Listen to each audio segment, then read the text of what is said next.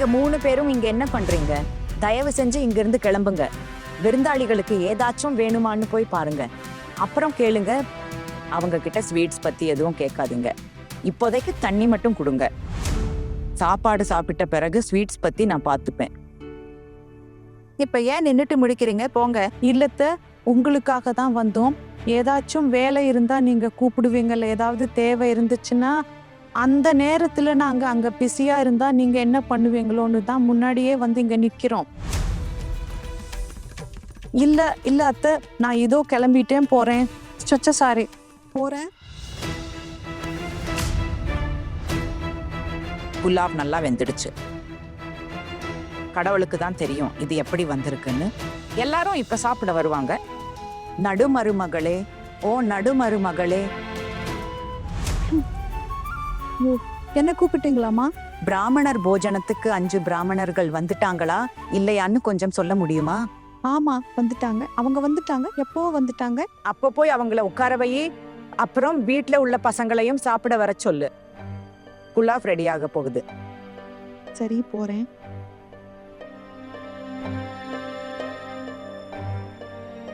இங்க பாருமா, இந்த சாப்பாட சாப்பிட முடியுந்தானே? ஒழுங்காத்தானே சமைச்சிருக்க? ஆமாங்க, என்னால முடிஞ்ச அளவுக்கு நான் பண்ணிருக்கேன்.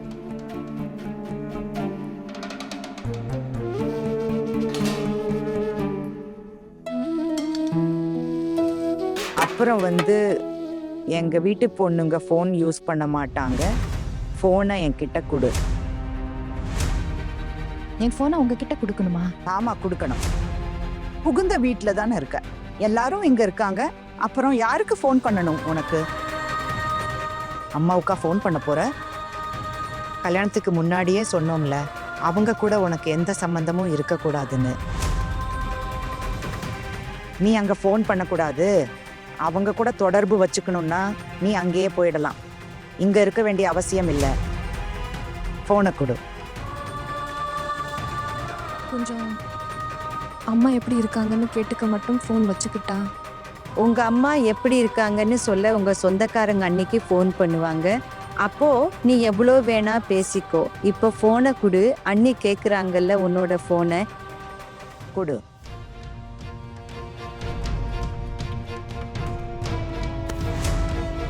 குடும்பத்தை நடத்துற கவலை கொஞ்சம் கூட இல்ல. சமைக்கும் போது ஃபோன் நோண்டிட்டு இருக்கா. அப்புறம் ஃபோன்ல என்ன பார்த்துட்டு இருந்த? காது கேட்கலையா அவனுக்கு? செவிடா நீ? அண்ணி ஏதோ கேக்குறாங்கல்ல, பதில் சொல்லு. அது ஃபோன்ல நிறைய ரெசிபிஸ் இருக்குல்ல, அதான் பார்த்துட்டு இருந்தேன். எது எவ்வளவு சமையல்ல யூஸ் பண்ணணும்னு. நான் இதுக்கு முன்னாடி இவ்வளோ புல்லாஃப் ஒன்றா செஞ்சதில்லை, அதான். என்ன ஒரு கலிகாலம்! கடவுளே, இந்த பொண்ணுகிட்ட இருந்து எங்களை காப்பாத்து. இப்ப இருக்கிற மருமகளுங்க போனை பார்த்து சமைக்க வேண்டியிருக்கு. சாப்பாட்டுல ஏதாச்சும் ஒரு தப்பு நடந்தா அப்புறம் என்னை விட கெட்டவங்க யாரும் இருக்க மாட்டாங்க. ஞாபகம் வச்சுக்கோ. நான் என்னால முடிஞ்ச அளவுக்கு முயற்சி பண்ணியிருக்கேன் அத்தை. எல்லாரும் நல்லா சாப்பிடுவாங்கன்னு நம்புறேன். எல்லாரும் சாப்பிடட்டும், அப்புறம் தானா தெரியும். நான் கொஞ்சம் வெளியில போய் பார்த்துட்டு வர்றேன் சின்னவளே. பெரிய மருமகளே, ஏய் நடுமருமகளே. நாங்களும் பரவாம அக்கா.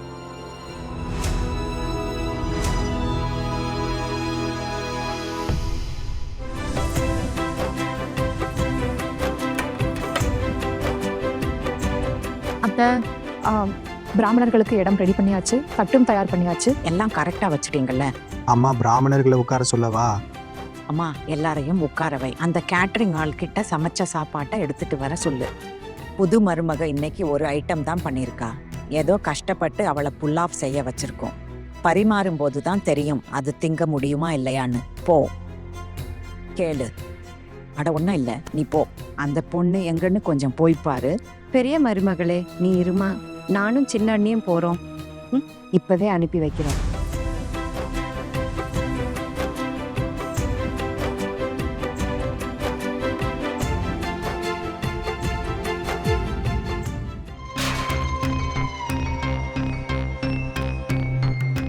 சின்ன மருமகளே, நீ போ. நாங்க புலாவ் அனுப்பி வைக்கிறோம்.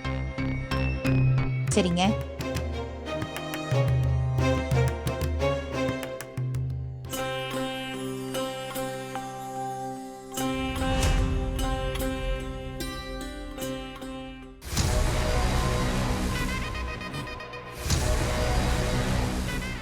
புலாவங்க?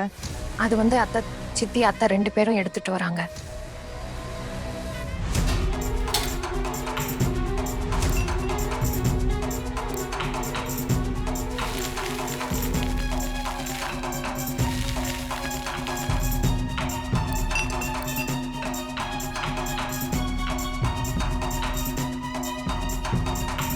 முடிஞ்சது. இந்த பொண்ணு பிடியிலேருந்து நம்ம குடும்பத்தை காப்பாத்த நாம ஏதாச்சும் செஞ்சே ஆகணும். நீங்க சொல்றது சரிதான். இப்ப அர்ஜுன் இந்த அதிக உப்பு இருக்கிற புலாவ் சாப்பிடும்போது அவனுக்கே புரியும் அவன் பொண்டாட்டிக்கு போன் நோண்ட தெரியற அளவு சமைக்க தெரியாதுன்னு. இப்ப பாருங்க எல்லார் முன்னாடியும் அவளுக்கு எப்படி தோஸ் விழ போகுதுன்னு. ஐயோ ஐயோ, பெரிய மருமகளே, பெரிய மருமகளே, வந்துட்டேன் அத்தை. சொல்லுங்க அத்தை. இந்த புலாவ் எடுத்துட்டு வெளியில போ. வா.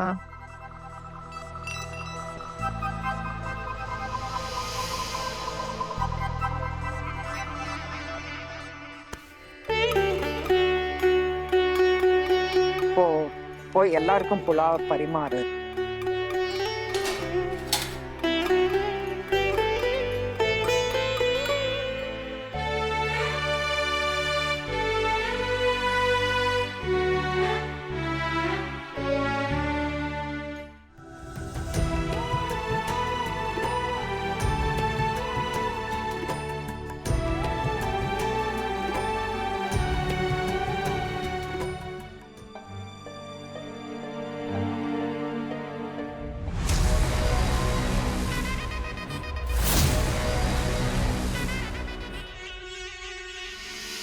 ஐயரே, நீங்களாம் ஆரம்பிங்க.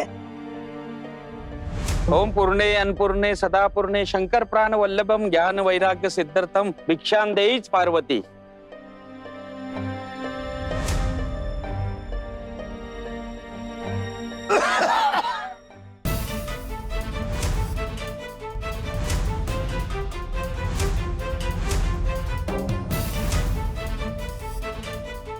ஐயரே, என்னாச்சு?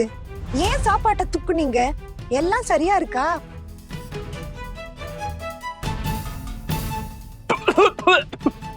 இது புலாவ் தானா?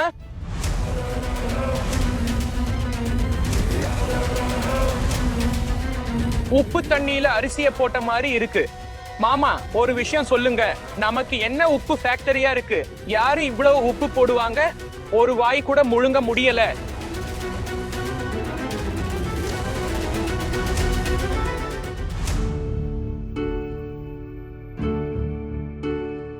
ஆனா நான் அதிகமா உப்பு போடவே இல்லையே இதுல. ஐயோ, பாருப்பா பாரு, இவ்வளவு உப்பு போட்டிருக்கா, யாராலையும் சாப்பிட முடியல. அது மட்டும் இல்லாம பதில் பேசுறா. பாத்தீங்களா என்ன நடக்குதுன்னு? எல்லாரும் முன்னாடியும் எங்க மானத்தை வாங்கிட்டா. நான் ஒரு முட்டாளு இவகிட்ட போய் சமைக்க சொன்னது என்னோட தப்பு தான். தயவு செஞ்சு என்ன மன்னிச்சிருங்க, எல்லாரும் மன்னிச்சிருங்க. இப்படி உப்பு அதிகமான புலாவை சாப்பிடுங்கன்னு நான் உங்ககிட்ட சொல்ல முடியாது.